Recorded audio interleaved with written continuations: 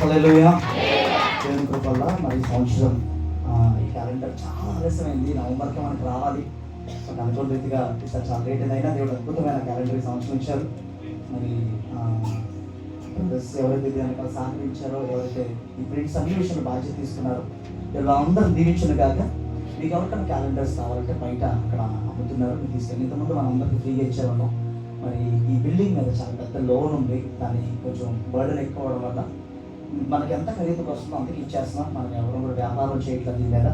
కాబట్టి మీరు వెళ్తూ ప్రతి ఇంట్లో ఒక్కొక్క క్యాలెండర్ ఉండాలి. తర్వాత మీరు ఎవరికైనా ఇంకొక క్యాలెండర్ గిఫ్ట్గా ఇవ్వాలి. ఏం చేయాలి?